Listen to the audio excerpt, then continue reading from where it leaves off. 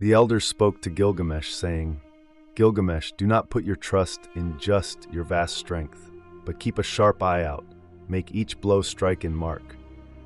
The one who goes on ahead saves the comrade. The one who knows the route protects his friend. Let Enkidu go ahead of you. He knows the road to the cedar forest. He has seen fighting, has experienced battle. Enkidu will protect the friend, will keep the comrade safe. Let his body urge him back to the wives.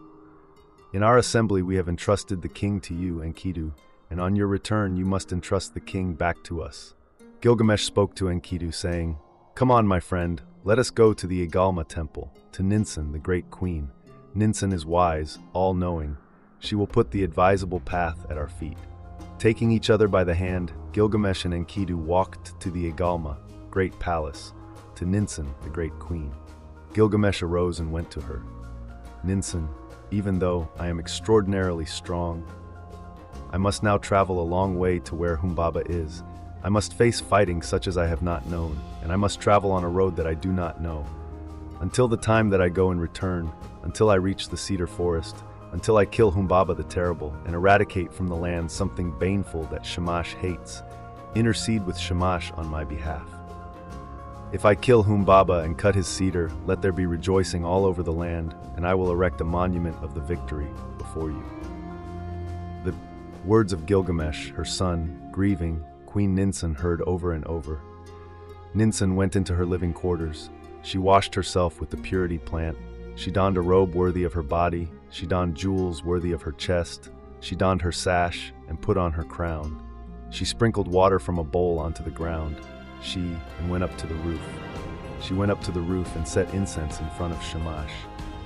She offered fragrant cuttings and raised her arms to Shamash. Why have you imposed, nay, inflicted, a restless heart on my son Gilgamesh?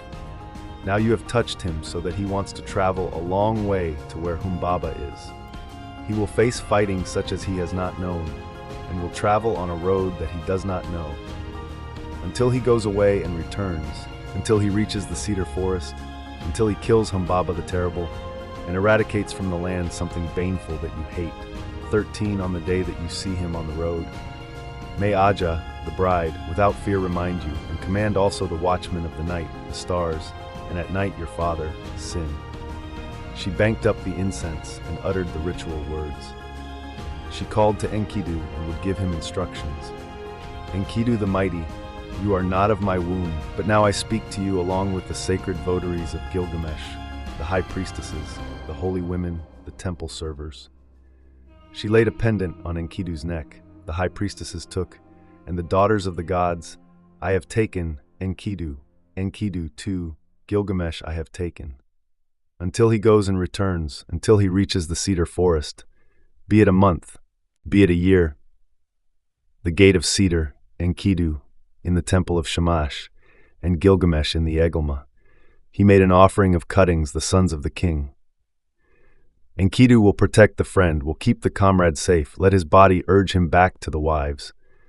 In our assembly we have entrusted the king to you, and on your return you must entrust the king back to us. Enkidu spoke to Gilgamesh, saying, My friend, turn back, the road. Thank you for stopping by and listening. Please,